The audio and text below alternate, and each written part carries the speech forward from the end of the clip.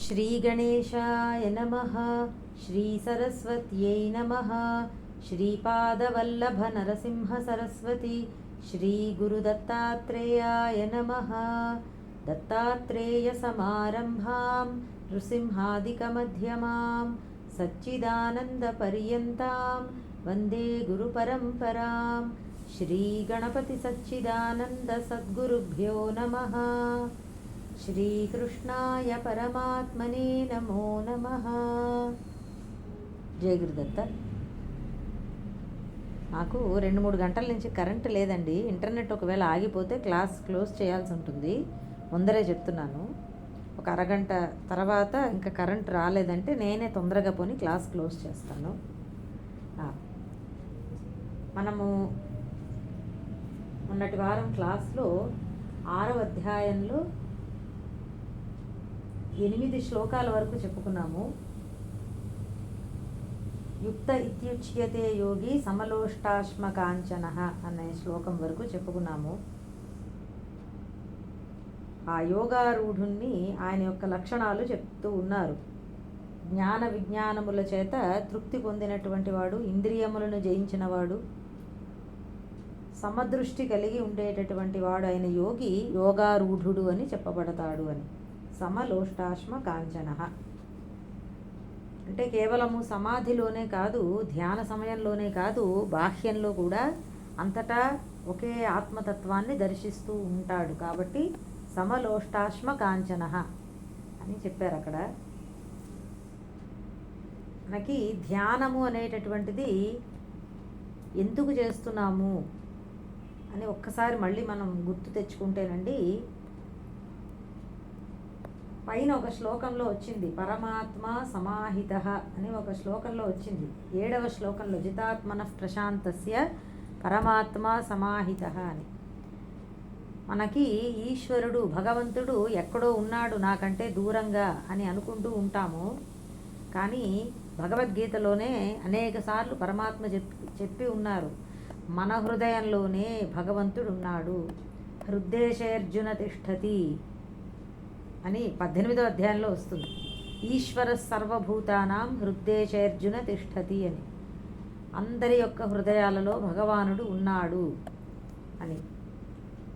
మరి మనలోనే ఉన్నటువంటి పరమాత్మను మనకి గుర్తించకుండా ఎందుకు అయిపోయింది అంటే మనసు వలన అలా అయిందండి. మనసు అంటేనే నిరంతరమైనటువంటి ఆలోచనలు. ఆ నిరంతర ఆలోచనల ప్రవాహము కిందన ఉన్నది ఆ పరమాత్మ తత్వం. అంటే ఆ ప్రవాహాలని అరికట్టగలిగితే అప్పుడు మనకి ఆత్మతత్వము దర్శనమవుతుంది. ఇక్కడే ఉన్నటువంటి మన భగవంతుడు అనండి, పరమాత్మ అనండి, ఆ ఆత్మతత్వం మనకి గోచరం అవుతుందన్నమాట. ఎలా అంటే నది ప్రవాహం చాలా వేగంగా ఉన్నప్పుడు ఆ నది కిందన ఉన్నటువంటి ఏ బంగారమో ఏదో ఉందనుకోండి, కనపడదండి. ఎందుకంటే బాగా దుమ్ముగా ఉంది, విపరీతమైన ఫోర్స్గా వెళ్ళిపోతుంది. మట్టిగా కూడా ఉన్నదనుకోండి, బురదమయంగా ఉంటే కిందన ఉన్నటువంటి ఏ పదార్థము కనపడదు ఆ నది కిందన. అదే నీరు స్వచ్ఛంగా ఉందనుకోండి, ప్రవాహం కూడా కొంచెం ఫోర్స్ తక్కువగా ఉంటే మనకి చాలా క్లియర్గా కిందన ఏముందో కనబడుతూ ఉంటుంది. అదనమాట. సో మనసు కూడా అట్లా ప్రవాహం లాంటిది. దానికి తోడు ప్రవాహమే కాదు, ఆ ప్రవాహ వేగమే కాదు, విపరీతంగా బురదతో కూడినటువంటి నీళ్లు కూడా, అంటే ఆలోచనలు కూడా రాగద్వేషాలతో కూడి ఉన్నటువంటి ఆలోచనలు.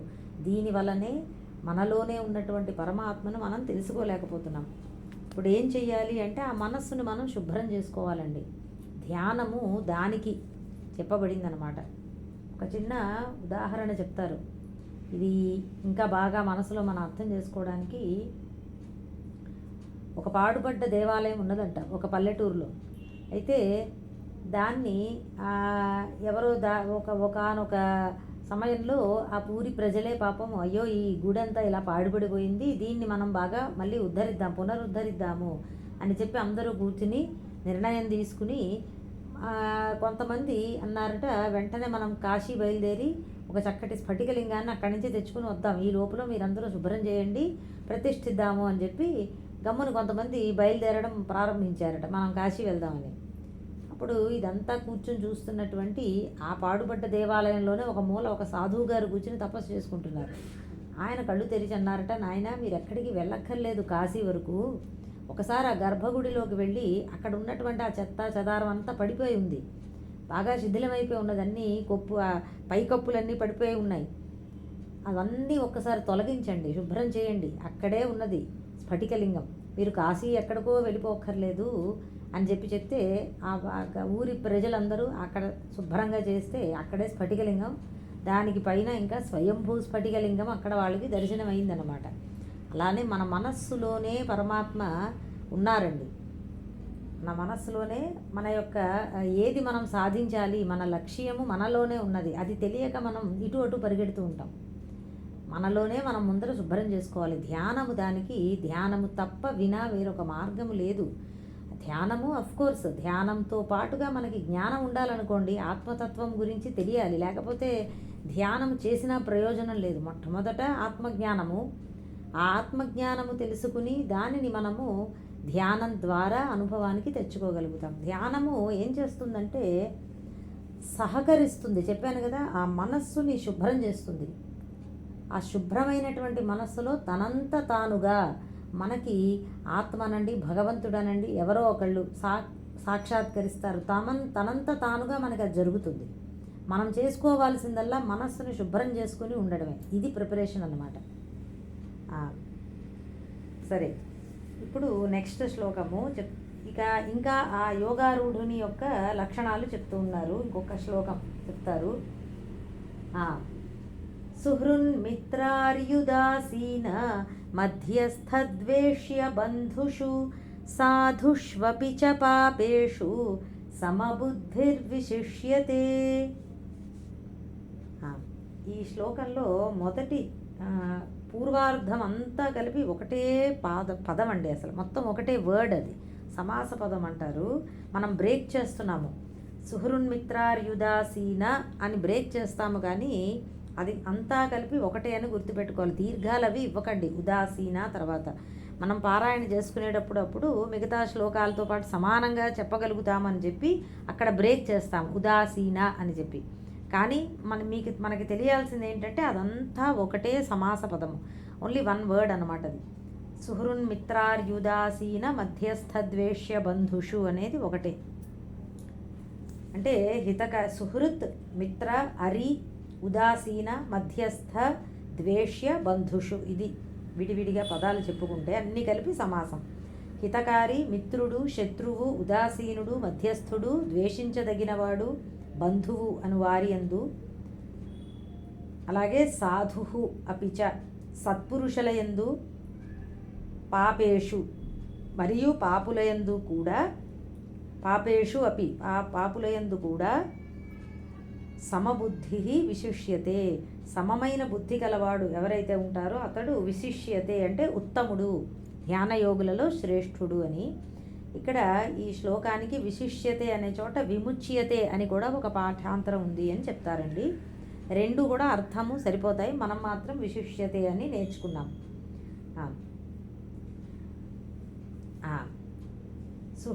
సుహృన్మిత్రార్యుదాసీన అది చెప్పాను కదా. ఈ వీరందరి యందు, అలాగే సత్పురుషుల యందు, పాపుల యందు కూడా సమమైన బుద్ధి గలవాడు ఉత్తముడు. శ్లోక తాత్పర్యము మనకి ఆ పై శ్లోకంలో అచేతన పదార్థాల పట్ల ఎటువంటి దృష్టి ఉంటుంది యోగారూఢునికి అన్న విషయాన్ని చెప్పారండి. సమలోష్టాశ్మ కాంచన అని చెప్పడంలో అచేతన పదార్థాలు అవన్నీ ఇప్పుడు చేతనులైన మానవులని కూడా అదే దృష్టితో చూస్తాడు అని ఈ శ్లోకంలో చెప్తున్నారు. ఇది ఇంకా కొంచెం కష్టం, ఎందుకంటే అచేతనాలలో మనకేమిటంటేనండి ప్రతిచర్య ఉండదు, రియాక్షన్ ఉండదు, మానవులలో క్రియ కనబడుతుంది కదా. దానివల్ల ఏమవుతుందంటే ఉపాధి సంబంధమైనటువంటి మంచి చెడులు మనకి తెలుస్తూ ఉంటాయి మానవులలో. పాపం అచేతన పదార్థాలు ఏముందండి, అవేమి చెయ్యలేవు కదా, మనకి తెలుసు. కాబట్టి వాటి యందు సమదృష్టి కలిగి ఉండడము కంటే కూడా చేతనులైనటువంటి జీవుల యందు, ప్రాణుల యందు సమదృష్టి కలిగి ఉండడం ఒక మెట్టు కొంచెం కష్టం అన్నమాట. అది కూడా అయినా కూడా సమదృష్టి ఉంటుంది అని ఆ యోగారూఢుని సంగతి చెప్తున్నారు. మనము కూడా అటువంటి సమదృష్టిని అలవాటు చేసుకునే ప్రయత్నం చేయాలి, సాధన చేసుకోవాలి. అది మనకి సాధారణంగా ఏంటంటే ఎవరిని చూసినా కానీ మనస్సులో ఏదో ఒక భావం కలుగుతుంది, దానికి తగ్గట్టుగా మనం వాళ్ళకి ఒక లేబుల్ తగిలిస్తామన్నమాట మన మనస్సులోనే. మనము కూడా ఆ లేబుల్కి తగ్గట్టుగానే మన ప్రవర్తన కూడా మారిపోతూ ఉంటుందండి. ఇది మన అందరికీ తెలిసిన వ్యవహారమే కదా. ఆ, ఈ 5వ అధ్యాయంలో కూడా చెప్పారు, పండితాహ సమదర్శినః అని చెప్పి అవతల వాళ్ళు ఎలా ప్రవర్తిస్తున్నారు, వాళ్ళ యొక్క జీవన విధానం ఎలా ఉంది అనేది అలా అలా చూడకుండా మనము అందరిలోనూ ఒకటే సారము, ఆత్మతత్వమే అందరిలోనూ అనేటటువంటి భావన మనకి ఉండాలి. ఆ లేబుల్స్ తగిలించడం అనేటటువంటిది మనం ఉండకూడదండి, ఆ దృష్టి మనకి ఉండకూడదు. అలాగే మనము మన ప్రవర్తన అవతల వారి తరంగా మనము కూడా మారే ఇది పెట్టుకోకూడదు అనమాట. అంటే రాగద్వేషాలు పెట్టుకోకూడదు మనం. ఇది మనం అలవాటు చేసుకోవాలి. ఎందుకంటే సాధారణంగా మనము మంచి వాళ్ళ దగ్గర మంచివాళ్ళు, చెడు వాళ్ళ దగ్గర చెడ్డవాళ్ళుగాను ఉంటారు చాలామంది. అలా సాధకులైనటువంటి వాళ్ళు అలా ఉండకూడదు. అందరి దగ్గర సమానంగా ఉండాలి, అందరి యందు ఆ సమాన దృష్టి కలిగి ఉండాలి. మన ప్రవర్తన ఎప్పుడూ ధర్మపరంగా ఉండాలంటే, మంచి చెడు ఇలా ఇలా మారిపోయే స్వభావం మనకి ఉండకూడదండి. అందరి పట్ల ఒకటే స్వభావంగా ఉండాలి. ఇది సాధన దృష్టిలో ఇలా సాధకులు ఇలా ఉండాలన్నమాట. ఇప్పుడు సుహృత్ మీరు చూడండి, మీరు మహాభారతం చూశారనుకోండి. సరే, ఇవన్నీ చెప్పబోయే ముందర ఒక్కటి చెప్తాను, ఈ అందరి పట్ల ఒకేలా ఉండడం అనేది. కృష్ణ భగవానుడు ఉన్నాడు, ఆయనకి పాండవులు ఎలా బంధువులో కౌరవులు కూడా అలాగే బంధువులు. కౌరవులని కూడా ఆయన పలకరించేవారు, సంప్రదించేవారు. కౌరవులు దుర్యోధనుడు కూడా కృష్ణుడిని ఆశ్రయించాడు. అయితే కృష్ణుడు చెప్పినటువంటి బోధనలు వినలేదు కాబట్టి దుర్యోధనుడు నాశనం అయిపోయాడు. అది విన్నారు కనుక పాండవులు వాళ్ళు ధర్మ మార్గంలో నడుచుకున్నారనమాట అండి. కృష్ణ పరమాత్మ యొక్క ప్రవర్తన ఇద్దరి పట్ల ఒకేలా ఉన్నది. వాళ్ళిద్దరికీ కూడా ధర్మాధర్మాల చర్చ వచ్చినప్పుడు ఎవరికి వాళ్ళకి నీది అధర్మము అని దుర్యోధనుడికి ఎన్నోసార్లు చెప్పారు, ధర్మ మార్గాన్ని కూడా చెప్పారు, కానీ వాళ్ళు వినిపించుకోలేదు. అది ఈయన కృష్ణ పరమాత్మ యొక్క భావనలో భేదం లేదు. అది చెప్పదలుచుకున్నాను నేను. మీరు శ్రీరామచంద్రుల వారిని చూసినా అదే అనిపిస్తుంది. రావణాసురుడితో యుద్ధం చేస్తున్నప్పుడు కూడా ఆయన శత్రువు అనేటటువంటి ఆ ద్వేష భావనతో లేరండి. తన ధర్మము, తన భార్యని, ధర్మపత్నిని రక్షించుకోవాలి కాబట్టి ఆయన ధర్మంగా యుద్ధం చేశారు, అంతే, అంతవరకు. అది మనం పెద్దల దగ్గర నుంచి మహాత్ముల యొక్క జీవన విధానాన్ని చూసి మనం నేర్చుకోవాల్సింది అది. ఎందుకంటే చాలా సహజంగా మనకి రాగద్వేషాలు మనకి కూడా వస్తూ ఉంటాయి అవతల వారి ప్రవర్తన వలన. ఇంతకీ ఇప్పుడు ఈ సంబంధాలు ఏమిటి అంటే, ఎవరెవరు అంటే సుహృత్ ఒక్కొక్కళ్ళని చెప్తున్నారు ఇక్కడ. సుహృత్ అంటే ప్రత్యుపకారాన్ని అపేక్షించకుండా ఉపకారం చేసేవాడు అన్నమాట. తిరిగి ఉపకారాన్ని కోరకుండా తను ఉపకారం చేసేవాడు సుహృత్. అలాగే మిత్రుడు అంటే స్నేహితుడు. స్నేహితుడు ఎవరు అంటేనండి, శాస్త్రం ఏమనిందంటే దదాతి ప్రతిగృహ్ణాతి గుహ్యం ఆఖ్యాతి పృచ్ఛతి భుంక్తే భోజయతే చైవ షడ్విధం మిత్రలక్షణం అని స్మృతి చెప్తుంది. అంటే దదాతి ఇచ్చిపుచ్చుకునేటటువంటి, ప్రతిగృహ్ణాతి ఇచ్చిపుచ్చుకునేటటువంటి స్వభావం. ఇద్దరూ ఇచ్చిపుచ్చుకుంటూ ఉంటారు స్నేహితులు. రహస్యాలు కూడా ఒకరితో ఒకళ్ళు పంచుకుంటూ ఉంటారు, సలహాలు అడుగుతూ ఉంటారు, కలిసి తింటూ ఉంటారు, కలిసి తినిపిస్తూ ఉంటారు. ఇది మిత్రుడు అంటే మనం డెఫినిషన్ లాగా అనమాట అండి. ఈ 6 కలిసి చేసే వాళ్ళు ఎవరో వాళ్ళు మిత్రులు అవుతారు. అది. అలాగే అరి అంటే శత్రువు, మనకి కీడు తలపెట్టాలని చూసేటటువంటి వాడు. ఉదాసీన, ఉదాసీనుడు అంటే నా కస్యచిత్ పక్షం భవతి అన్నారు. ఎవరి పక్షము వహించకుండా తటస్థంగా ఉండేవాడు, ఒక ప్రేక్షకుడిలాగా. అంటే ఇద్దరి మధ్య వివాదం జరుగుతోందనుకోండి, ఎవరి పక్షము ఆయన స్వీకరించడు అన్నమాట. అది ఉదాసీనుడు అంటే. అలాగే మధ్యస్థ, మధ్యస్థ అంటే మీడియేటర్ అంటారు ఇంగ్లీష్లో. యహ విరుద్ధయోహో ఉభయోహో హితైషి. ఉదాసీనుడులా కాకుండా ఇద్దరు ఉన్నారనుకోండి, ఇలాగే వాదం కలహించుకుంటున్నారు, అప్పుడు ఇద్దరి యొక్క హితాన్ని కోరుకునేవాడు మధ్యస్థుడు. వీరికి మంచి జరగాలి, వారికి మంచి జరగాలి అని చూసేటటువంటి వాడు అన్నమాట. ఇది మధ్యస్థుడికి ఉదాసీనుడికి భేదం అర్థమైంది కదా. ఉదాసీనుడు ఏమీ పట్టించుకోడు, తనకి ఏమైనా పట్టించుకోడు, ఒక ప్రేక్షకుడిలా చూస్తూ ఉంటాడంతే. వాళ్ళిద్దరిలోనూ ఎవరి పట్ల కూడా ఆయనకి ఎటువంటి ఇది ఉండదన్నమాట. రాగద్వేషాలు లాంటివి ఉండవు. అంటే ఇష్టాయిష్టాలు ఉండవు. కేవలము సాక్షిగా చూస్తూ ఉంటాడు. మధ్యస్థుడికి అలా కాదు, ఇద్దరికి మంచి జరగాలి అని ఆలోచన చేసేవాడు, హితాన్ని కోరేవాడు మధ్యస్థుడు. ద్వేష్య, అప్రియ అన్నమాట. అంటే అందరికీ అయిష్టుడు, అప్రియమైనటువంటి కార్యాలు చేసేవాడు. మంచి స్వభావము కాదనమాట. ద్వేష్య అంటే అది ద్వేషించతగినవాడు అని. బంధువు అంటే సంబంధి, సంబంధీకుడు, చుట్టరికాన్ని గుర్తించి మనకి ఉపకారం చేసేటటువంటి వాడు బంధువుడండి. తర్వాత సాధువు. సాధువు అంటే శాస్త్రానుసారంగా ప్రవర్తించేటటువంటి వాడు, శాస్త్రానువర్తిషు అని అన్నారు. పూజార్హులు అని కూడా అంటారు వీరినే. మనకి సాధారణంగా 5 పూజార్హులు అని చెప్తారండి. విత్తం, బంధువు, వయ, కర్మ, విద్యా చైవతు పంచమి, ఏతాని మాన్యస్థానాన్ని గరీయో హ్యుత్తరోత్తరం. సమాజంలో బాగా ధనవంతుడైన వాడిని అందరూ సన్మానిస్తారు, పూజనీయుడు. అతడి కంటే కూడా బంధువు, తన బంధువు పూజనీయుడు అన్నమాట.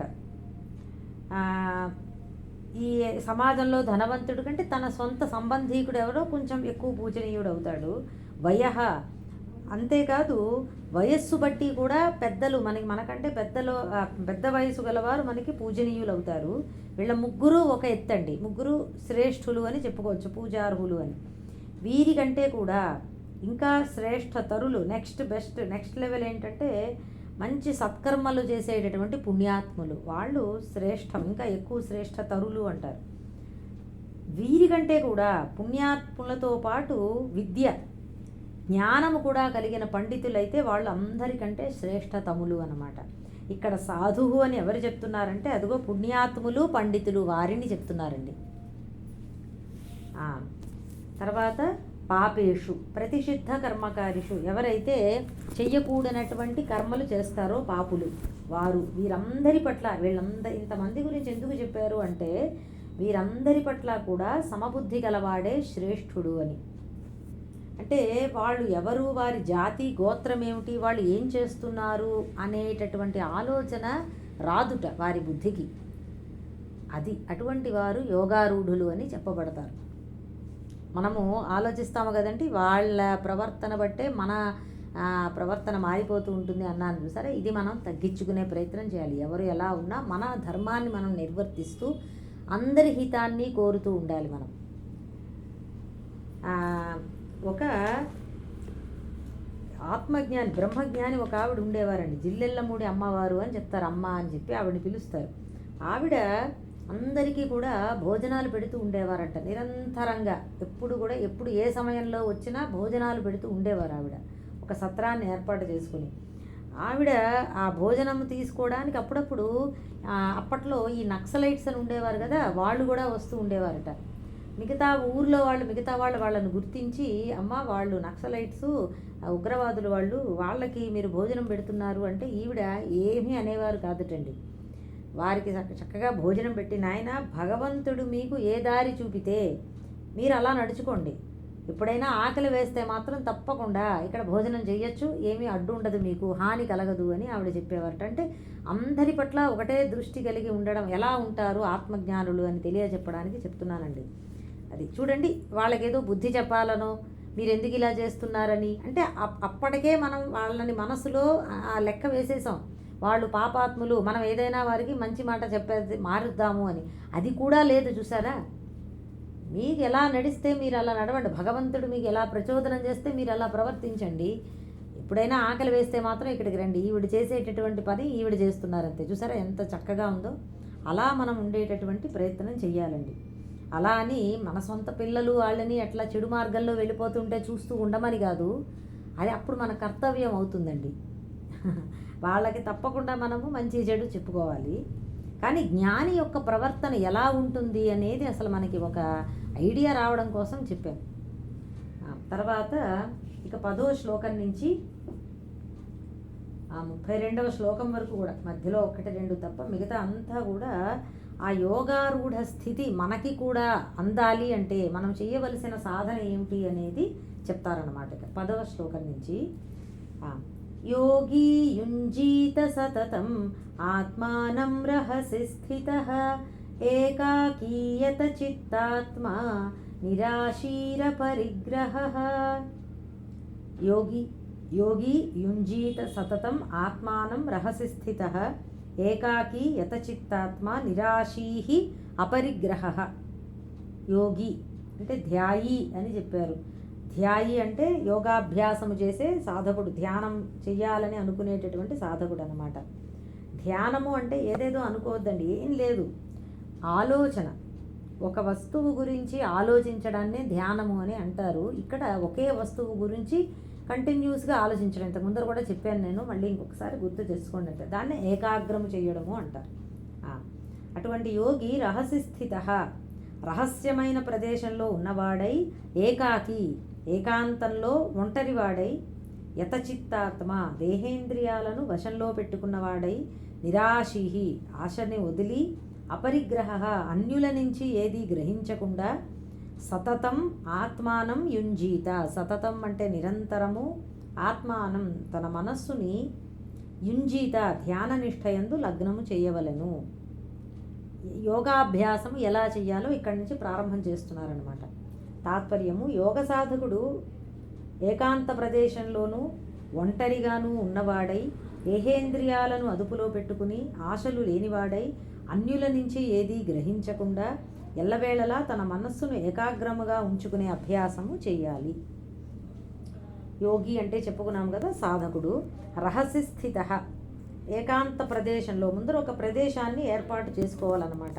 భాష్యంలో గిరి గుహాదౌ అని అన్నారు, అంటే కొండలు గుహలు మొదలైనటువంటివి అని. కానీ అప్పటి కాలంలో అన్ని వేల సంవత్సరాల క్రితము ఆ మాట సరిపోతుంది. కానీ మనకి ఈ కాలంలో మనం ఎలా అర్థం చేసుకోవాలంటే, ఇంట్లోనే ఏదో ఒక గదిలో ఒక మూల, ఒక ప్రదేశాన్ని మనం పెట్టుకోవాలి. పెద్ద గదులు కూడా లేవండి మాకు అంటే, ఉన్న చోటనే ఎక్కడో అక్కడ ఒక ప్రదేశాన్ని మనం ఏర్పాటు చేసుకోవాలండి. అక్కడ కొంచెము అంటే కొంచెం అనుకూలంగా ఉండేలాగా, ఎక్కువ డిస్టర్బెన్సెస్ అవి లేకుండా ఉండేలాగా. మనకి విడిగా గది ఉంటే ఒక గదిలో కూర్చోవచ్చు, దేవుడి గదో ఏదో ఒక గదిలో, లేదా అంత ప్లేస్ లేదనుకున్నప్పుడు ఎక్కడో ఒక చోట మనం ఒక ప్రదేశాన్ని ఏర్పాటు చేసుకోవాలన్నమాట. నియమంగా చెప్పాను కదా, ఒకే సమయంలో ఆ ధ్యానం చేసుకునే ప్రయత్నం చేయాలి. ఆ సమయంలో ఏకాంతంగా ఉండాలి. ఏం చెప్పారు, రహస్య స్థిత అంటే ఏకాంత ప్రదేశంలో ఏకాకి ఒంటరివాడై ఉండాలి. ఇప్పుడు మనకి చాలా వాటికి మనతో పాటు ఇంకొకళ్ళు కూడా ఉంటారు. ఇప్పుడు ఒక నేర్చుకోవాలన్నా, అభ్యాసం చేయాలన్నా, ఏదైనా ఒక ఒక క్రతువు చేయాలన్నా, పూజలు కానీ వ్రతాలు కానీ, పక్కన భార్యాభర్తలు ఇట్లా ఎవరో ఒకళ్ళు ఉండొచ్చు. కానీ ధ్యానానికి మాత్రం ఒకళ్ళేనండి. ఏకస్తపో ద్విరధ్యాయి అని అన్నారు. అంటే తపస్సు మాత్రం ఒకళ్ళే చేసుకోవాలి. అధ్యయనం ఏదైనా చదువుకునేటప్పుడు మోర్ దాన్ వన్ పర్వాలేదు, మిగతా అన్నిటికీ కూడా తపస్సు మాత్రం ఒక్కళ్ళే చేసుకోవాలన్నమాట. సామూహిక సాధన అనేటటువంటిది యోగ అభ్యాసానికి, ధ్యానానికి అది ఉపకరించదనమాట. కానీ మనం సామూహికంగా మిగతా ఎన్నో కార్యక్రమాలు చేస్తూ ఉంటాం, ఒక పారాయణలని, అవన్నీ ఏంటంటే మనకి మంచి స్ఫూర్తిని కలిగిస్తాయి. అంటే ప్రేరణ, మనం కూడా ఇలా చెయ్యాలి అని ఇన్స్పిరేషన్ మనకు వస్తుంది. అది ఒక రకంగా కరెక్టే ఆ స్థాయిలో. ధ్యానం దగ్గరికి వచ్చేటప్పటికి ఇది మాత్రం కొంచెం ఏకాంతంలో చేసుకోవాలండి. చాలామందికి యాక్చువల్గా ఏకాంతంలో ఉండాలంటే చాలా భయపడిపోతూ ఉంటారండి, ఉండలేరు. ఎవరో ఒకళ్ళు ఇక్కడో అక్కడో ఉండాలి, కదలిక తెలుస్తూ ఉండాలి. అది కొంచెం మనం తగ్గించుకునే ప్రయత్నం చెయ్యాలి. ఏకాంతంలో ఉండే అభ్యాసము చాలా అసలు అవసరం అన్నమాట, ఏది చెయ్యాలనుకున్నా. సో ఇది కొంచెం మనం ఒక కొంచెం సమయమైనా అలా పక్కకి వెళ్ళి ఏకాంతంలో, ఇంట్లోనే అండి, ఎక్కడికో బయటికి వెళ్ళకూడదు, వెళ్ళాల్సిన అవసరం లేదు, వెళ్ళక్కర్లేదు కూడా, వెళ్ళకూడదు కూడా. ఎందుకు, చక్కగా ఇంట్లోనే మనం ఒక ప్రదేశాన్ని ఏర్పాటు చేసుకుని కొంచెం సేపు ఏకాంతంగా ఉండే ఇది చెయ్యాలి. అది కూడా ఏమన్నారంటే, మన ధ్యానాభ్యాసం కోసం మిగతా ఏ పనులు కూడా ఆపకూడదు. ఎవరికి జరగాల్సింది వాళ్ళకి మనం చేసేస్తూనే, ఎవరికీ డిస్టర్బెన్స్ కలగకూడదు. మనం ధ్యానం చేస్తున్నామని అందరూ వెయిట్ చేయడం, ఇంటికి ఎవరో వచ్చారు వాళ్ళకి అక్కడ అన్నపానాదులు చూడకుండా మనం ధ్యానం చేసుకుంటున్నామండి అంటే అదంతా తప్పు అవుతుంది మళ్ళీ. కాబట్టి అటువంటి సమయాన్ని మనం ఎన్నుకోవాలి. అందుకే కొంచెం ఎర్లీ మార్నింగ్ అయితే బెటర్ అండి. అందరూ పడుకుని ఉంటారు, చాలా హాయిగా ప్రశాంతంగా ఉంటుంది మనకి కూడా. అయితే మనకి నిద్ర రాకూడదు, అది మాత్రం అభ్యాసంతో వస్తుంది. 5 5:30 చక్కగా అట్లా ప్రాక్టీస్ చేసుకోవచ్చు. ఏకాకి ఎందుకు ఈ ఏకాంత ప్రదేశము రెండుసార్లు చెప్పారు, రహస్య స్థిత ఏకాకి. ఎందుకంటేనండి ఏదైనా ఇప్పుడు చూడండి, ఒక విత్తనం నాటామనుకోండి, దాన్ని వదిలేయాలి కొంచెం సేపు. అది కూడా భూమిలో నాటాక ఇక ఎవరికి కనబడని స్థితిలో ఉన్నప్పుడే అది ఎదుగుతుంది, మొలకెత్తుతుందండి. అస్తమాను దాన్ని తీసి చూస్తున్నాం అనుకోండి, అదే మొలకెత్తదు. అలాగే ఈ ధ్యానం కూడా అంతే. మనస్సు కొంచెము దానికి క్లోజ్డ్గా ఉండాలన్నమాట అండి. బయట నుంచి విషయాలు గ్రహణం అనేది తగ్గాలి, గ్రహించడం అనేటటువంటిది. అప్పుడే ధ్యానం అనేది చేయగలుగుతాం. అస్తమాను ఈ కిటికీ తెలుపు ఆ తెలుపు అంటే ఒక ఒక ఇలా కళ్ళు తెరిచి ఇటు అటు చూడడం, ఈ చెవులు రెక్కించి ఏదో వినడము, లేదా మనస్సు ఇటు అటు వెళ్ళిపోవడం, ఇట్లా జరిగితే ధ్యానం ఎలా కుదురుతుంది? ధ్యానం కుదరదు. కాబట్టి ఈ ఏకాంతం అనేటటువంటిది మనస్సు యొక్క స్థితిని మనకి అలవాటు చేయడానికంటే మన మనస్సు ఏకాంతంలో ఉండాలి. ముందర అసలు ఫిజికల్గా ఏకాంతం ఒక ఎత్తు, తర్వాత అసలైన ముఖ్యమైనటువంటిది ఏంటంటే మనస్సులో ఎటువంటి ఆలోచనలు లేకుండా ఏకాంతంగా ఉండాలి మనస్సులో. అసలు ముఖ్యం అదనమాట. కానీ అది రావాలి అంటే అసలు బయట నుంచి విషయాలని కొంచెం సేపైనా మనం ఆపాలి. కాబట్టి ముందర ఏకాంత ప్రదేశాన్ని ఏర్పాటు చేసుకోవాలి, ఏకాంతంగా ఉండే సమయాన్ని చూసుకోవాలన్నమాట. నెక్స్ట్ ఏంటంటే అన్నిటికంటే ముఖ్యం ఇక్కడ ఏకాకి అన్నారు అంటే అందరినీ దూరం పెట్టుకుని మనసులో కూర్చుని అందరి గురించి ఆలోచించడం కాదు. ఫిజికల్గా అందరినీ దూరంగా పెట్టేసి మనం మాత్రం కూర్చుని అందరి గురించి మనసులో ఆలోచన చేస్తే అది ఏకాంతం అవ్వదండి. కాబట్టి నెక్స్ట్ స్టెప్గా మనస్సుని కూడా మనం ముందర కొంచెం ఎటువంటి కొంచెం ఆలోచనలు వీళ్ళ గురించి వాళ్ళ గురించి దేని గురించి చికాకులు అవి లేకుండా మనస్సుని కొంచెము ఏకాంతంగా ఏకాకిగా ఉండేలాగా అభ్యాసం చేయించుకోవాలి మనస్సుని. ఒకటి చెప్తాను, అంటే అది ఎవరికి వాళ్ళే ఇది ప్రాక్టీస్ చేసుకోవాలండి. మనస్సుని ఏకాంతం చేసుకోవడం, ఏకాగ్రం చేసుకోవడం, ఏదో ఒకటి మనస్సులో ఆలోచనలు లేకుండా ఉండడం అనమాట. ఒకటి ఏంటంటే వాచ్ ద మైండ్ అని అంటారు. మనస్సుని గమనిస్తూ ఉండాలి. ఎవరెవరి గురించి మనస్సులో ఆలోచన చేస్తున్నాం అనుకోండి, ఆ మనస్సు ఎవరి గురించి ఆలోచన చేస్తోందా అని చెప్పి మనం మనస్సుని చూడాలి, మనస్సుని గమనించాలన్నమాట. అది ఎలా సాధ్యమవుతుందండి అని ప్రశ్న అడుగుతారు చాలామంది. ప్రారంభం చేయండి. మీరు కళ్ళు మూసుకున్నారనుకోండి, మనకు ఒక ఆలోచన వచ్చింది, వెంటనే మీకు ఇది గుర్తు రావాలి. అవును, మనస్సుని గమనించుకోమన్నారు కదా, నాకు ఇప్పుడు ఈ ఆలోచన వచ్చింది అని అనుకోండి. మళ్ళీ ఇంకో ఆలోచన వస్తుంది, దాన్ని కూడా నాకు ఇప్పుడు ఈ ఆలోచన వచ్చిందని. ఎవరు అలా చేస్తున్నారు అని ఆలోచన చేయండి. ఈ మనస్సు యొక్క వచ్చే పోయే ఆలోచనల్ని నాలో ఎవరు తెలుసుకుంటున్నారు అని మళ్ళీ ఇంకొక ఆలోచన, ఇంకో ప్రశ్న వేసుకోండి. మీకు తెలుస్తుంది. ఎవరైతే మనస్సుని కూడా తెలుసుకుంటున్నారో అదే నేను, అదే ఆత్మ అని చెప్పి. కానీ ముందర అసలు గమనించడం అనేది మీకు రావాలి. మనస్సుని గమనించుకోవడం అనేది అభ్యాసం చేయండి. అప్పుడు ఆలోచనలు తగ్గుతాయి. ఎందుకు చెప్తున్నానంటే మనస్సుని మనం ఇదేం ఆలోచిస్తోందా అని మనం గమనిస్తే మనస్సులో ఆలోచనలు తగ్గుతాయి. ఇది ఎలాగా అంటే మీరు అభ్యాసం చేస్తే మనకు తెలుస్తుంది. తర్వాత ఏకాకి యతచిత్తాత్మ, దేహేంద్రియాలని అదుపులో ఉంచుకోవాలి. ఎందుకంటే మాటికి బహిర్ముఖం అయిపోతూ ఉంటుందండి. మనకి ఎక్కువసేపు కళ్ళు మూసుకుని ఉండలేం. ఇంకా చాలా చేసేసాం, ఒకసారి టైం ఎంత అయిందో చూద్దాం అనిపిస్తుంది. అక్కడేదో డెలివరీ రావాలేమో, ఎవడో బెల్లు కొట్టాడేమో, కూర్చోలేకపోతాం అన్నమాట అండి. ముళ్ళ మీద ఉన్నట్టు ఉంటుంది. కాబట్టి ఆ మనస్సు పరిపరి విధాలు వెళ్ళిపోతూ ఉంటుంది. అది అరికట్టడానికి కొంచెం ఈ ఇంద్రియములు దేహం మీద మనకి కొంచెం అదుపు రావాలి. మనం అనుకున్న సమయం 10 నిమిషాలు అయితే 10 నిమిషాలు ప్రశాంతంగా ఈ దేహము ఇంద్రియాలు కూడా అలా ఉండగలగాలి. దానికి మనం తగినట్టుగా ఇనఫ్ ట్రైనింగ్ ఇవ్వాలి, శిక్షణ ఇవ్వాలి. ఇంద్రియాలకి దేహానికి కూడా అలా ఉండడం. నేను చెప్పాను కదా, కదలకుండా ఉండడం అందరూ అభ్యాసం చేస్తున్నారా?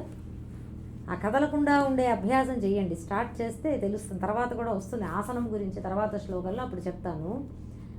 అది ఇట్లా మనం కొంచెం అభ్యాసం చేస్తే మనస్సు కూడా ఏకాగ్రం అవుతుంది, ఆలోచనలు తగ్గే అవకాశం ఉంటుంది. అందుకు యతచిత్తాత్మ అని చెప్పారు.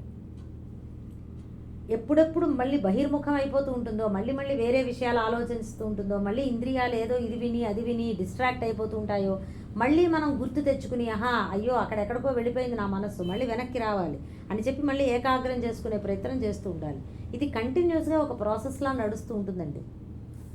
మనము అవతల వాళ్ళని అందరినీ గమనిస్తూ ఉంటాము. మన దృష్టి అంతా వాళ్ళ మీదే ఉంటుంది. అది కాదు, మన దృష్టి మన మనస్సు మీద పెట్టుకోండి ఫస్ట్. అందుకే నీ మీద నువ్వే నిఘా పెట్టుకో అని చెప్పాను. ఒక సూక్తి చెప్పారు స్వామీజీ వారు అని. మన మనస్సు మీద మనం నిఘా పెట్టాలి. బయట వాళ్ళందరి మీద నిఘా పెట్టు కూర్చుంటే మనకేమీ ఉపయోగం లేదండి. దానివల్ల అల్లకొల్లోలా ఇంకా మనసులో ఎక్కువైపోతాయి. ఇదిగో వాళ్ళు ఇలా అన్నారు, వాళ్ళు ఇలా మొహం ఇలా చిట్లించారు, దానివల్ల అంటే ఏమిటో వాళ్ళకి నా మీద ఇష్టంగా లేదేమో, ఈ మాట ఎందుకన్నారో, ఎన్ని ఆలోచనలు చేస్తామండి మనము. అవునా కదా? ఎవరితో ఉన్నా ఇద్దరు ముగ్గురు ఉన్నారనుకోండి, చుట్టాలో ఎవరో కలిశారనుకోండి, ఇదిగో వాళ్ళు ఇవాళ అలా కనిపించారు, వీళ్ళు ఈ మాట ఇలా అనేశారు, ఏదేవో ఆలోచన చేస్తామండి. అదంతా కాదు, వీళ్ళందరినీ చూస్తుంటే నేను ఎలా ఉన్నాను అనేది మన మీద మనం దృష్టి పెట్టాలి. మనల్ని మనం చూసుకోవాలండి. మనము ఎలా ఇమాజిన్ చేసుకోవాలంటే, మన నుంచి బయటికి వచ్చి నన్ను నేనే చూస్తున్నాను. అక్కడ సినారియో ఏంటంటే, నేను ఇంకో మిగతా ఇద్దరు ముగ్గురితో నేను ఉన్నాను, నేనే ఇంకొక అంశ బయటికి వచ్చి నన్ను నేను చూసుకుంటాను. ఎలా ఉంటుంది అనేది మీరు ఒకసారి ఇమాజిన్ చేసుకుంటే మనం అలా ఉండాలండి. ఎప్పుడు అలా ఆలోచన చేస్తూ ఉండాలి. నేనేం చేస్తున్నాను ఈ సందర్భంలో, అవతల వాళ్ళ మీద దృష్టి కాదు, నా మీద నేను దృష్టి పెట్టుకోవాలి. మీకు ఇది అంటే మీరు లోపల భావనారూపంగా ఉంటుంది. ఇది నిజంగా మనలోంచి ఎవరో బయటికి వెళ్ళి అలా చూడడం కాదు కదా. మనలో మనం అట్లా భావనారూపంగా, ఒకళ్ళు సాక్షిగా, ఇంకొకళ్ళు ఆ మనస్సు చేసేటటువంటి ఆలోచనలు, ఆ గ్రహించడాలు అన్నిటినీ అవంతా గమనిస్తూ ఉండాలన్నమాట. ఇది కొంచెం అలవాటు మీద చాలా సులభం అండి. మనకి ఇప్పటికే తెలుసు నిజానికి. ఒకప్పుడు పాత సినిమాల్లో ఇట్లాంటి వస్తూ ఉండేవి, మీరు గమనించారో లేదు. లోపలే మదన పడుతున్నారనుకోండి, ఏం చెయ్యాలి ఇదా అదా అని. అప్పుడు ఏదో అర్థం చూపించి ఇంకొక మనిషి వచ్చినట్లుగా, ఇద్దరుగా ఉన్నట్లుగా చాలా ఇలాంటి టెక్నిక్ వాడుతూ ఉంటారు కదా. అలాగే మన లోపల మనం అలా టెక్నిక్గా ఆలోచన చేసుకోవాలన్నమాట. తర్వాత అపరిగ్రహము అంటే దేని మీద నాది అనే భావన లేకుండా ఉండాలి. యోగి లక్షణాలు చెప్తున్నారండి, సాధకుడు అలా ఉండాలండి. ఇది ఇంతకు ముందర కూడా ఈ పరిగ్రహం గురించి చెప్పాను కదా. ఎవరి నుంచి ఏ వస్తువు కూడా గ్రహించకుండా ఉండేటటువంటి స్వభావం ఇది ధ్యానంలో ధ్యాన సాధకులకి చాలా ముఖ్యంగా చెప్తారు. ఇది మామూలుగా కూడా అసలు ముముక్షువులందరికీ కూడా ఇది అలవాటు చేసుకోవలసినటువంటి లక్షణాలలో ఇది ఒకటి. ఏది కూడా ఎవరి దగ్గర నుంచి మనం ఉచితంగా తీసుకోకూడదు. షాపుల్లో కూడా తీసుకోకూడదు అంటే అది వేరండి, దానికి తగ్గ రేటు వాడు వేసి అమ్ముతాడు, అవి కాదు.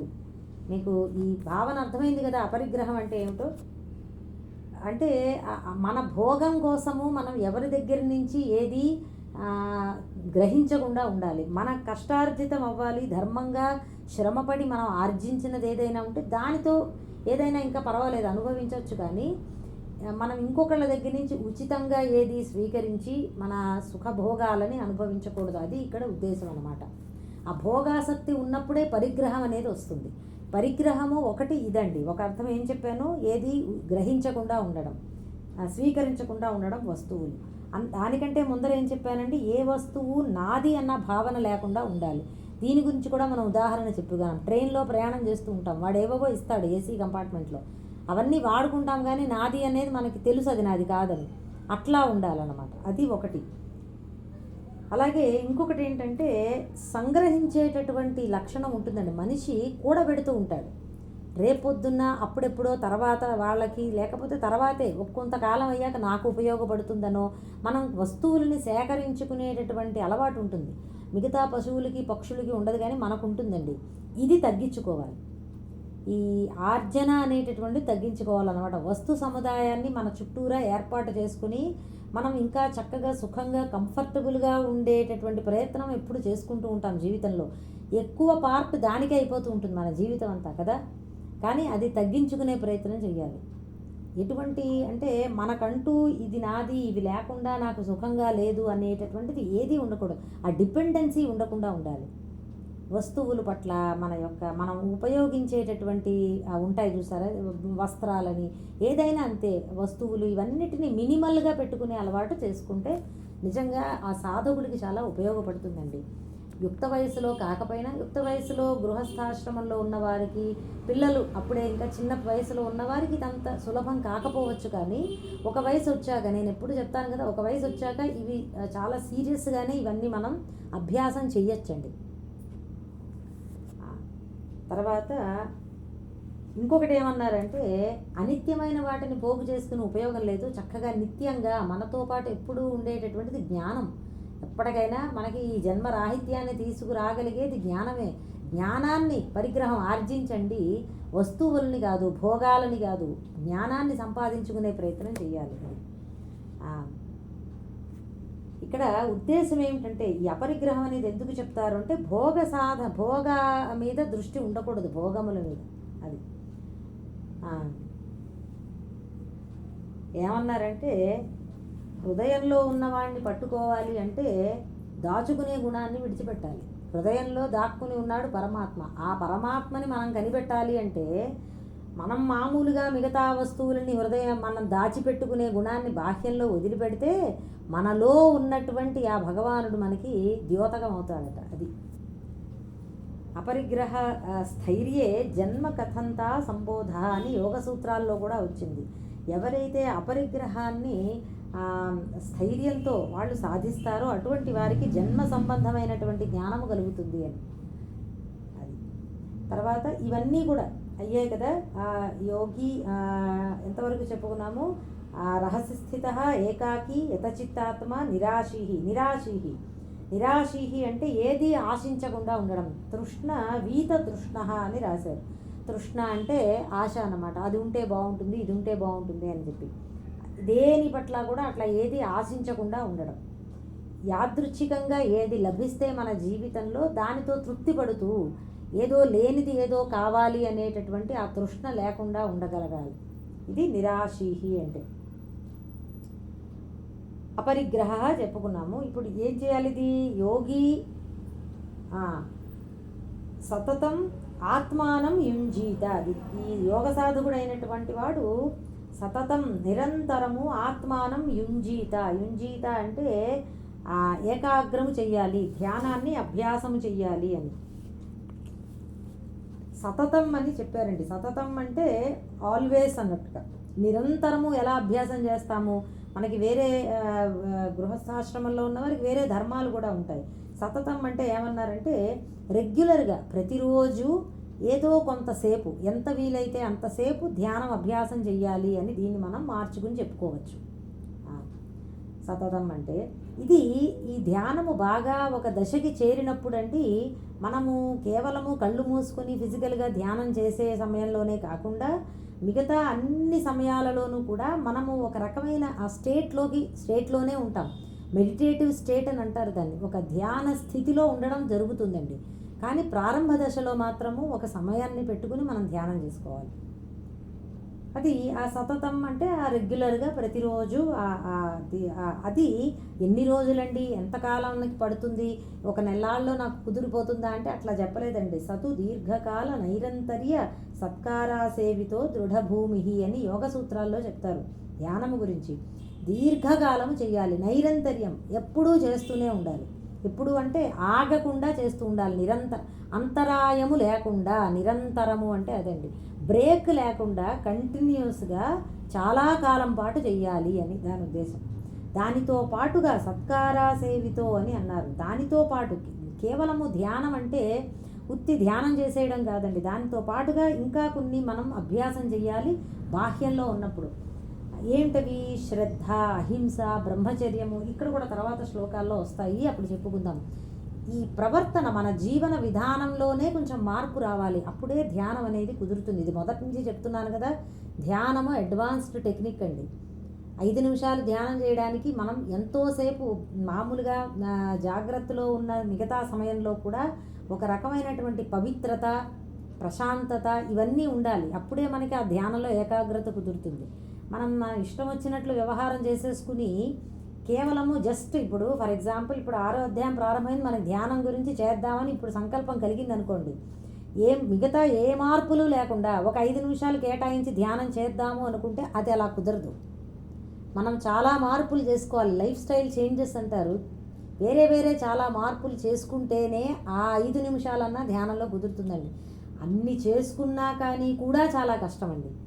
అలా అని భయపెట్టడం కాదు. అంటే ధ్యానం అనేటటువంటిది అది ఎందుకంత విలువైనది, ఎందుకంటే అంత సులభం కూడా కాదండి. కర్మయోగము, కర్మ అనేది ముందరని చెప్పాను, ఎవరైనా చేయగలుగుతారు, మనం చేయగలుగుతాం. ధ్యానం మాత్రము దానికి చాలా పవిత్రంగా ఉండాలి. దానికి పవిత్రం అంటే మనస్సు శుద్ధంగా ఉండాలి, మన అలవాట్లు చక్కగా శుభ్రంగా ఉండాలి. ఇట్లాంటివన్నీ కుదిరినప్పుడు మాత్రమే ధ్యానం అనేది సాగుతుంది. లేకపోతే చూడ్డానికి ఏదో ఒక వారం రోజులు 5 నిమిషాలు కళ్ళు మూసుకోవడం కాదు కదా. నిరంతరము చేస్తూ ఉండాలి. అంటే ప్రారంభంలో కష్టం అనిపించినా ఒక దశకి వచ్చాక, కొంత సమయం గడిచాక చాలా సులభమైపోతుందండి. మనకి రిజల్ట్స్ కూడా చాలా ఫాస్ట్గా కనబడతాయి ధ్యానంలో. ఇంకా కర్మయోగము ఫిజికల్గా కాకపోయినా, అంటే కర్మయోగంలో అంత తొందరగా మనకి మన మనస్సు శుద్ధమవుతున్నట్లుగా కనిపించకపోవచ్చు, అలా అవుతుంది. కానీ బట్ ధ్యానంలో మాత్రము మనకి ఒకసారి మనం కంటిన్యూస్గా చేయడం ప్రారంభం చేసామనుకోండి, చాలా తొందరగా మనలో మనమే మార్పును మనం చూడగలుగుతాం. మనం శాంతం అవుతాము. ఇంతకు ముందర మనకి ఏ పరిస్థితులతో కోపం వచ్చేదో, లేకపోతే ఏదో రాగద్వేషాలు పీడించేవో అవన్నీ కూడా కొంచెం తగ్గుతాయి. మనకి తెలియకుండానే ఇంత మంచి చేంజెస్ మనలో మనం చూస్తామండి. కానీ దానికోసం కొంచెం సమయం మనం కష్టపడాలి. సతతం ఇలా యోగాన్ని మనం అభ్యాసం చేయాలన్నమాట. ఇంకొకటి, భగవద్గీతలో చెప్పినటువంటి యోగము మామూలుగా ఏదో ఒక రూపాన్ని, సగుణంగా ఒక దేవతని మనం ధ్యానం చేయడము అట్లాంటివి చెప్పలేదు. ఆత్మ ధ్యానాన్ని గురించే చెప్పారండి. తర్వాత వస్తుంది ఆత్మ సంస్థం మనఃకృత్వ అని వస్తుంది. మనస్సుని ఆత్మయందు ఏకాగ్రము చేయండి అని చెప్తారు. ఇందులోనే వస్తుంది తర్వాత శ్లోకాల్లో. అంటే ఒక రూపాన్ని గురించినటువంటి ధ్యానం ఉన్నది, కానీ అది ఇక్కడ ప్రస్తావన చెయ్యలేదు భగవంతుడు. 6వ అధ్యాయంలో చెప్పిన ధ్యానము మాత్రము ఆత్మధ్యానం. అది ఆత్మ అంటే సచ్చిదానంద ఆత్మ. మళ్ళీ ఆత్మ సంయమ యోగంలో ఆత్మ వేరు, నేను ఇప్పుడు చెప్తున్న ఆత్మ వేరు.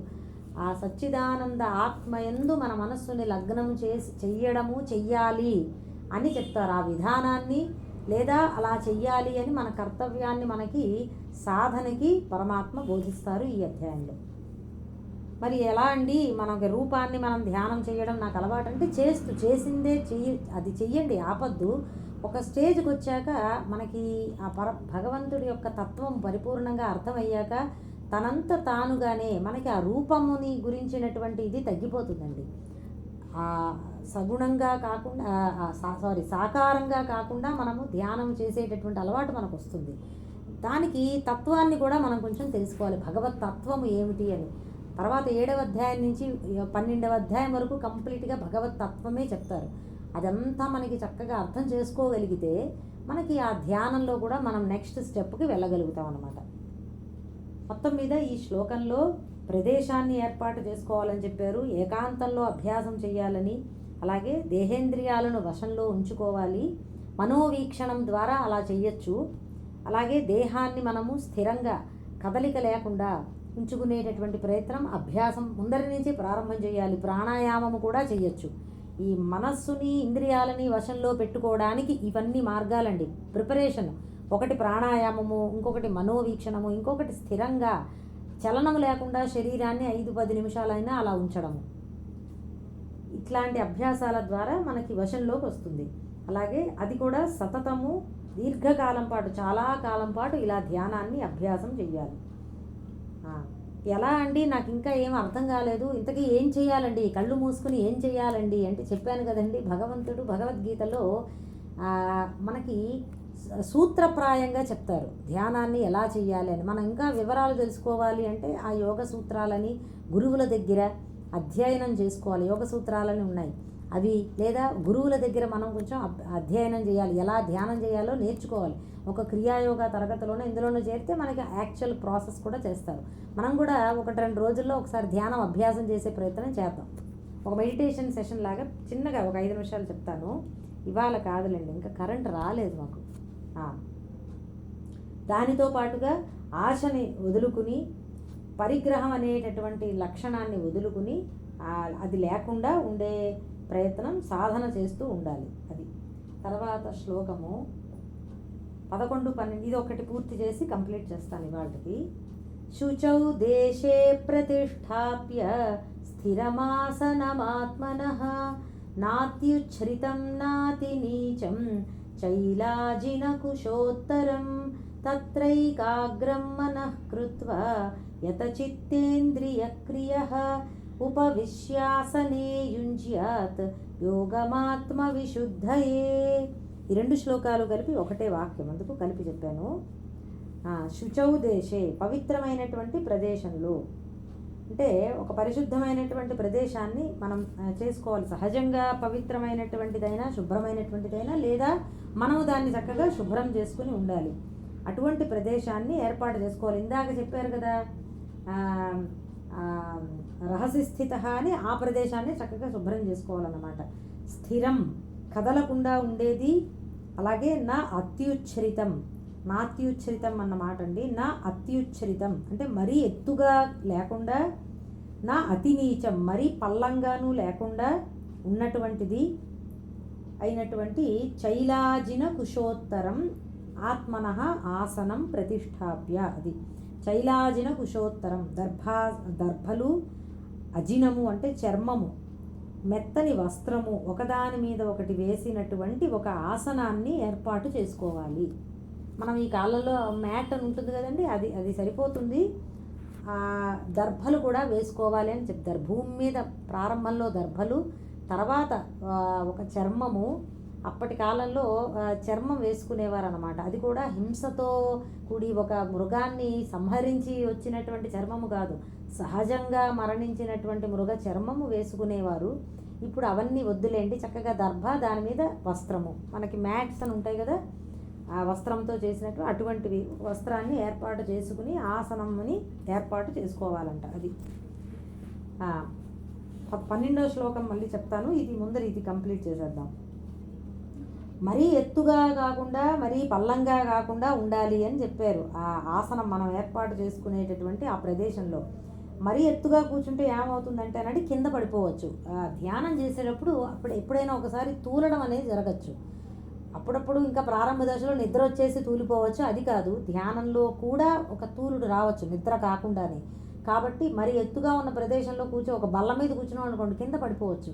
కాబట్టి అలా మరీ ఎత్తుగా కాకుండా మరి పల్లంగాను కూర్చోకూడదు అన్నారు. ఎందుకంటే కిందన నీరో క్రిమికీటకాలో చేరిపోతాయి.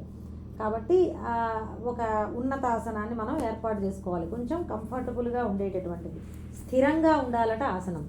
ఏదో కదిలిపోయేటటువంటి కుర్చీలో ఏవో ఉంటాయి చూసారా మన ఇళ్లల్లో, అలాంటి వాటి మీద కూర్చోవడం కాదు, చక్కగా స్థిరంగా ఉన్నటువంటి ఆసనాన్ని మనం చూసుకోవాలి. ఆ ఆసనం అంటే ఏదో ఎత్తుగా ఉండేదని కాదండి. మనం భూమి మీద చెప్పాను కదా దర్భలు, దాని మీద వస్త్రం వేసుకోవచ్చు. లేదా కొంతమంది కింద కూర్చోలేకపోతే ఒక వయసు వచ్చాక మోకాళ్ళ నొప్పులు అవి ఉన్నప్పుడు ఒక కుర్చీ వేసుకుని కుర్చీలో కూర్చోవచ్చండి, తప్పు లేదు. కుర్చీలోనే ఇది ఏర్పాటు చేసుకుని ఈ వస్త్రము అది కూర్చోవచ్చు, తప్పు లేదు. కదలిక లేకుండా ఉండాలి, అదే ఇక్కడ ముఖ్య ఉద్దేశం అన్నమాట. అలాగే శుచౌ దేశే అని అన్నారు కదా, శబ్ద కాలుష్యము లేకుండా చక్కగా పీస్ఫుల్గా ఉండాలి. వాతావరణం కూడా కాలుష్యమైనది అవ్వకూడదు. అంటే ఏదో ఏ దుర్వాసనో అటువంటిది ఏదో వస్తుందనుకోండి, మనం ధ్యానం సరిగ్గా చేయలేకపోతాం. ఎందుకంటే కళ్ళు మూసుకున్నాక మిగతా సెన్సెస్ అన్నీ కొంచెం ఎక్కువగా పనిచేస్తాయి. మీరు ఎప్పుడన్నా గమనించారో లేదో, గమనించే ఉంటారు, తెలిసిపోతుంది చాలా ఈజీగా. కళ్ళు మూసుకుంటే చాలు చెవులు అవి బాగా ఎక్కువగా వినపడతాయి, చర్మానికి స్పర్శ ఎక్కువగా తెలుస్తూ ఉంటుంది. కాబట్టి ఆ వాతావరణ కాలుష్యము అది బాగా దోమలు కుట్టేటటువంటి ప్రదేశంలో వెళ్ళి కూర్చున్నాం అనుకోండి, ఎలా చేయగలుగుతామండి ధ్యానము? చెయ్యలేకపోతాం. కాబట్టి అవన్నీ లేకుండా మనకి బాగా నిరంతరాయంగా ధ్యానం సాగడానికి ఎలా ఉండాలో అటువంటి వాతావరణం ప్రదేశాన్ని మనం ఎన్నుకోవాలన్నమాట. అది తర్వాత ఆసనం చెప్పాను కదా, స్థిర సుఖమాసనం. ఎలా కూర్చోవాలండి? ఏ ఆసనం అంటే యోగా పోజ్, ఎటువంటి యోగాసనంలో కూర్చోవాలండి అది చెప్పలేదండి. నిజానికి పతంజలి మహర్షి యోగ సూత్రాలలో కూడా చెప్పలేదు. స్థిర సుఖమాసనం అన్నారు. స్థిరంగా సుఖంగా ఉండాలి మనం కూర్చునేటటువంటి ఆసనము. అంటే పోజు, కూర్చునే పోజు అంటే కంఫర్టబుల్ అండ్ స్టేబుల్ అనమాట. స్టేబుల్గా ఉండాలి, మనము కంఫర్టబుల్గా ఉండాలి. చాలాసేపు అలా కూర్చోగలిగేలా మనం అలా మనం శరీరాన్ని కూర్చోబెట్టాలన్నమాట. ఏదో పద్మాసనం వేసేసుకున్నాం అనుకోండి, మనకి అది అభ్యాసంలో లేక కూర్చోలేకపోతారు. లేదా ఇంకొక ఆసనం వజ్రాసనం అని ఉంటాయి చూసారా, వాటిలో మనం కూర్చోలేమండి. వెనకాతల కాళ్ళు మడత పెట్టి విపరీతంగా అన్కంఫర్టబుల్ అయిపోతుంటే అలా ఎంతసేపు ధ్యానం చేస్తాము? అట్లా ఉండకూడదు. ధ్యానానికి ఏదైనా ఈ ప్రిపరేషన్ అంతా కూడా ఉద్దేశం ఏమిటంటే ఎక్కువసేపు మనస్సు చక్కగా ఏకాగ్రము, దేని మీద మనం ధ్యానం చేయాలనుకుంటున్నామో దాని యందు ఏకాగ్రం అవ్వడానికి ఎలా మనకి వీలవుతుందో అలాగా ఒక పర్టికులర్ పొజిషన్లో కూర్చోవాలి, చేతులు పైకా కిందకా ఇవేమీ చెప్పలే. ఎట్లా మనకి కంఫర్టబుల్ అయితే అలా కూర్చోండి అని చెప్పారు. అది స్థిర సుఖమాసనం. అది ఆసనము ఏం చేస్తుందంటే, ఈ ఆసనము అది కూడా ఆసన సిద్ధి అని చెప్పాను కదా, ఒక ముహూర్త కాలం అంటే 48 నిమిషాల పాటు అండి. ముహూర్తం అంటే 48 నిమిషాల సమయాన్ని ఒక ముహూర్తము అంటారు. ఆ ఒక ముహూర్త కాలము మనము అదే ఆసనంలో కదలకుండా ఉండడము మనం అభ్యాసం చేస్తే మనకు ఆసన సిద్ధి అయ్యింది అని గుర్తు. అది చూడండి, 48 నిమిషాలట మనం ప్రాక్టీస్ చేస్తున్నాము. 10 నిమిషాలు అయితే డెఫినెట్గా కూర్చోగలుగుతాము. ఆ తర్వాత ఇంకా మనమే టైం పెట్టుకుని చూసుకోవాలండి. నిజంగా 48 నిమిషాలు కూర్చోగలిగితే చాలా మంచిది. అది యాక్చువల్గా చెప్పాను కదా, స్వామీజీ వారు పూజలు అవి చేసేటప్పుడు దసరాల సమయంలో గంటల తరబడి ఒకే ప్రదేశంలో కదలకుండా ఉండడం అనేది మనకు అలవాటు అవుతుంది. ఆసన సిద్ధి మనకు చాలా తేలికగా అవుతుంది. మనం ఇంట్లో కూడా అట్లా చేసుకునే అభ్యాసం చేయాలి. అది ఈ ఆసనం వల్ల ఏమవుతుందంటే ద్వంద్వాలని సహించేటటువంటి శక్తి వస్తుందిట. అలా కదలకుండా మనం అంతసేపు ఉంటే ద్వంద్వాలని సహించే శక్తి వస్తుంది. మీరు గమనించి మనకి తెలుస్తుంది, మనం అభ్యాసం చేస్తూ ఉంటే. ప్రారంభంలో ఏమవుతుందో ఒక 5-10 నిమిషాలు అయ్యాక ఏదో ఎక్కడో కుడుతోందనో దురదో ఏదో వస్తుంది. అది అలాగే మనం దాని మీద దృష్టి లేకుండా మనం దేని మీద ధ్యానం చేద్దాం అనుకుంటున్నామో, ఒక ఊపిరి మీదో ఒక ప్రాణాయామం మీదో అలా దృష్టి పెట్టామనుకోండి, ఆ దురద ఉండదు. కొంచెం సేపటికి అది పోతుందండి. అంటే మీకు ఉదాహరణ చెప్తున్నాను. ఏదైనా మనకి చాలా ఇమ్మీడియట్గా ఇప్పుడు నేను కదిలిపోవాలి అని అనిపించినప్పుడు కూడా మనము ఊపిరి మీదో ఇంకా మనం దేన్ని ధ్యానం చేస్తున్నామో ఆ ధ్యేయ వస్తువు మీదో దృష్టిని అలాగే నిలిచి ఉంచామనుకోండి, మనకి ఇది పోతుంది. ఈ అర్జెన్సీ ఏదో చెయ్యాలి అనేటటువంటి అర్జెన్సీ తగ్గిపోతుంది. ఆ కదలిక అనేటటువంటిది తగ్గిపోతుందండి. చూసుకోండి, గమనిస్తే తెలుస్తుంది. మనం అభ్యాసం చేయగా ఇవన్నీ వస్తాయి. ఇక చైలాజిన కుశోత్తరం. చైలము అంటే వస్త్రం అండి, అజినము అంటే చర్మము, కుశలు అంటే దర్భలు అన్నమాట. అది కూడా ఆర్డర్ అట్లా కాదు, ముందర వస్త్రము తర్వాత ఇది లాస్ట్లో దర్భలు కాదు. భూమికి ఫస్ట్ దర్భలు ఉండాలి. ఎందుకంటే దర్భల మీద కూర్చుంటే గుచ్చుకునే ప్రమాదం ఉంటుంది. కాబట్టి కింద దర్భలు ఉండి తర్వాత వస్త్రము అవన్నీ ఉండాలన్నమాట. ఆర్డర్ రివర్స్, అది గమనించుకోండి. మొత్తం మీద ఆసనం మనకి ఎలా ఏర్పాటు చేసుకోవాలో చెప్పారు. తత్ర ఏకాగ్రం మనఃకృత్వ, అది కూడా చిన్నది చెప్పేస్తాను. ఇప్పుడు అలా కూర్చుని ఏం చేయాలండి అంటే మనస్సుని ఏకాగ్రం చేసుకోవాలండి. మనోవ్యాపారాలు ఆలోచనలన్నిటినీ తగ్గించుకుని మనము ఏకాగ్రం చేసుకునే అభ్యాసం ప్రారంభం చేయాలన్నమాట. అగ్రము అంటే లక్ష్యం అండి, ఏకాగ్రము అంటే ఒకే ఒక లక్ష్యం మీద మనస్సుని నిలపడాన్ని ఏకాగ్రం అంటారు. అలా కాకుండా ఉంటే వ్యగ్రము అంటారు. నా మనసు చాలా వ్యగ్రంగా ఉన్నది అంటే అనేక రకాలైనటువంటి ఆలోచనలు వచ్చేస్తున్నాయి మనసుకి, అది దాన్ని వ్యగ్రత అని అంటారు. అలా మనోవ్యాపారాలన్నింటినీ నిగ్రహించి తత్ర ఏకాగ్రం మనఃకృత్వ యత చిత్తేంద్రియ క్రియ అంటే మనోవ్యాపారాలను నిగ్రహించి మనస్సును ఏకాగ్రం చేసుకుని అది ఉపవిశ్య ఆసనే యుంజ్యాత్ అంటే ఆ ఆసనం మీద కూర్చుని మనం ఇవి చెయ్యాలన్నమాట. ఇవన్నీ మనస్సును ఏకాగ్రం చేసుకునే ప్రయత్నం చేయాలన్నమాట. ఎందుకు చేయాలి? యోగం యుంజ్యాత్, యోగాన్ని అభ్యాసం చేయాలి. ఎందుకు అంటే ఆత్మ విశుద్ధయే, చిత్తశుద్ధి కొరకు మనం మనస్సుని శుద్ధము చేసుకోవడాని కోసమై మనం అభ్యాసం చేయాలి. చాలాసార్లు ఏమవుతుందంటే ఎవరో చూస్తారనో అని చెప్పి మనం ధ్యానం చేసే ప్రయత్నం చేస్తూ ఉంటామండి. అవంతా చెయ్యకూడదు. ధ్యానం దగ్గరికి వచ్చాము అంటే కేవలము మన మనస్సుని మనం శుద్ధి చేసుకోవడానికే నేను ధ్యానం చేస్తున్నాను అనేది ఉండాలి. కొంతమందికి ఎలా ఉంటుందంటే నేను బాగా ధ్యానం చేస్తున్నానని అందరికీ తెలియాలి అన్న దృష్టితో చేస్తూ ఉంటారు. అందుకే కొంచెం అందరికీ కనిపించేలా కూడా చేస్తూ ఉంటారు. ఇవంతా ధ్యానానికి పనికిరాదు, అలా ఉండకూడదు. ఎవ్వరికీ తెలియకుండా రహస్యంగా తలుపు వేసుకుని చక్కగా మనం ధ్యానం చేసుకునే ప్రయత్నం చెయ్యాలి అన్నమాట. ధ్యానము ఎందుకోసం చేయాలి, ఎలా ఆసనాన్ని ఎలా ఏర్పాటు చేసుకోవాలి, ఇవన్నీ చెప్పారు. ఒకటి గుర్తుపెట్టుకోండి, ఆసనము అనేటటువంటిది పతంజలి మహర్షి గారు అష్టాంగ యోగము అని చెప్పారండి. యమ నియమ ఆసన ప్రత్యాహార ధారణ ధ్యాన సమాధి అని అష్టాంగ యోగములండి. 8 అన్నమాట అంగములు యోగానికి. అందులో ఆసనం ఎన్నోదండి? 3వది. అంటే యమ నియమాలు అయ్యాక ఆసనం వచ్చింది. మనం ఆసనం అంటే చాలా ఈజీ, ధ్యానం ఏదో ఏర్పాటు చేసుకుని కూర్చోవడం అని అనుకుంటాం. అలా స్థిరంగా ఆసనంలో కూర్చోవడానికి అంత ప్రయత్నం ఉన్నదండి. దాన్ని తక్కువగా అంచనా వేయకూడదు. ఆసనం అనేటటువంటిది చాలా చెప్పాను కదా, ఆసన సిద్ధి అంత అంత సులభము కాదు. అష్టాంగ యోగం గురించి చెప్తాను నేను, అప్పుడు మనం ఆ మిగతావి కూడా చూద్దాం. యమము నియమము అంటే ఏమిటి అని. అవన్నీ ఏంటంటే ముందర మనకి శారీరకంగా మానసికంగా మనల్ని మనం శుచిగా ఉండేటటువంటి పవిత్రంగా ఉంచుకునేటటువంటి నియమాలు అవన్నీ. బ్రహ్మచర్యము, అహింస, ఆస్తేయము, దొంగతనము లేకుండా ఉండడము, ఇలాంటివంటి యమ నియమములు అంటారు. ఇవి ముందర మనం అభ్యాసం చేసుకోవాలి. రేపటి క్లాస్లో చెప్తాను అవి తర్వాత మూడవది ఆసనం అన్నమాట మనకు వస్తుంది. అది ఆ ముందరవి కూడా మర్చిపోకూడదు. అందుకు కేవలం ఆసనం అని చెప్పారని ఆసనంలో కూర్చుంటే అవి రావండి. అందుకే చూడండి, ఆ యోగారూఢుని యొక్క ఆయన యొక్క లక్షణాలు చెప్పారు కదా మనకి ఇంతకు ముందర ఈ శ్లోకాల్లో. అలాంటివన్నీ ముందర మనం అభ్యాసం చేసుకోవాలి. ఆ సమదృష్టి కలిగి ఉండడము, ఇవి చేస్తూ అప్పుడు యోగాభ్యాసాన్ని కూడా చేస్తే మనకు అది చక్కటి ఫలితాలను ఇస్తుంది. అది శుచౌ దేశే అన్నప్పుడు ఇంకొకటి, ప్రదేశంలోనే కాదు మన మనస్సు కూడా ప్రదేశమే కదా. కాబట్టి మనస్సులో కూడా మనకి ఎటువంటి చెడు ఆలోచనలు చాలాసార్లు ఏమవుతుందంటే ధ్యానంలో కూర్చున్నప్పుడే ఎక్కడ లేని ఆలోచనలు ఎక్కువ అవుతాయండి. ప్రారంభంలో ఆ ప్రాబ్లం చాలామందికి ఉంటుంది, చేయలేకపోతారు. అంతేకాదు చెడు ఆలోచనలు వస్తాయి, చెయ్యకూడని ఆలోచనలు ఏవో వస్తుంటాయి. అయ్యయ్యో ఇప్పుడెందుకు ఇది వచ్చింది అని బాధపడుతూ ఉంటారు. దాన్ని గురించి ఎక్కువగా బాధపడకుండా చెప్పాను కదా, మనస్సుని గమనించుకోవడం అభ్యాసం చేయండి. అప్పుడు ఆ చెడు ఆలోచనలు అవన్నీ సమసిపోతాయి, ఆలోచనలే తగ్గిపోతాయి. అసలు నా మనస్సు ఇలా ఆలోచిస్తోంది కదా అని అనుకోండి. మనస్సుది ఆలోచన, నాది కాదు అనేది గుర్తుపెట్టుకోవాలి. ఆ గ్యాప్ తీసుకురావాలి.